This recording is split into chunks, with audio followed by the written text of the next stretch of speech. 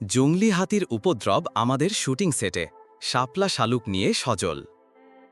Television, OTT এবং চলচ্চিত্র অভিনেতা সজল নূর শুরু করেছেন তার নতুন চলচ্চিত্র শাপলা শালুকের শুটিং, যা চলছে শেরপুরের সীমান্ত অঞ্চলে।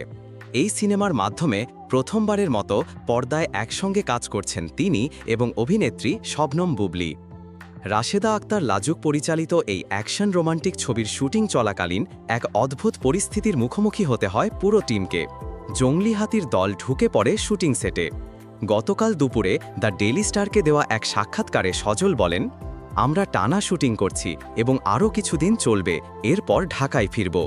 নিজের চরিত্র প্রসঙ্গে তিনি বলেন, শাপলা শালুক একটি অ্যাকশন রোমান্টিক ছবি। এখানে আমি পরাণ নামে একটি চরিত্রে অভিনয় করছি, যা অনেক জটিল এবং চ্যালেঞ্জিং। ক্যামেরার সামনে যাওয়ার আগে 10-12 দিন ফাইট ট্রেনিং নিয়েছি চুন্নু ভাইয়ের তত্ত্বাবধানে। আমি পুরো প্রস্তুতি নিয়ে শুটিংয়ে এসেছি। তিনি আরও যোগ করেন, এই চরিত্রের জন্য আমি শতভাগ চেষ্টা করছি। আশা করি দর্শক নতুন কিছু দেখতে পাবে। শবনম বুবলী সম্পর্কে সজল বলেন, সে খুবই সিরিয়াস একজন অভিনেত্রী। এটা আমাদের প্রথম কাজ হলেও সেটা বোঝা যায় না। ওর কাজের প্রতি নিষ্ঠা এবং দায়িত্ববোধ দারুণ। তিনি আরও বলেন, সেটের পরিবেশ এবং বোঝাপড়াও ভালো। আমরা দারুণভাবে একসঙ্গে কাজ করছি। সীমান্ত এলাকায় শুটিংয়ের চ্যালেঞ্জ প্রসঙ্গে সজল বলেন, মোটের ওপর শুটিং ভালোই চলছে, তবে জংলি হাতির উপদ্রব হয়েছে কয়েকবার। একবার তো সেটও ভেঙে দেয়। ভাগ্য ভালো আমরা সবাই নিরাপদ আছি।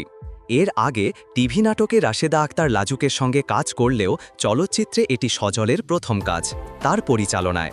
তিনি একজন গুছানো পরিচালক, তার কাজের পদ্ধতি ভিন্ন ও পরিকল্পিত মন্তব্য করেন সজল।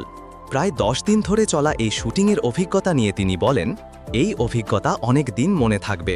সবচেয়ে গুরুত্বপূর্ণ হচ্ছে আমরা একটা ভালো কাজ করছি। আশ্চর্যের বিষয় হল, ছবির শুটিং শুরু হয়েছে শেষ দৃশ্য দিয়ে।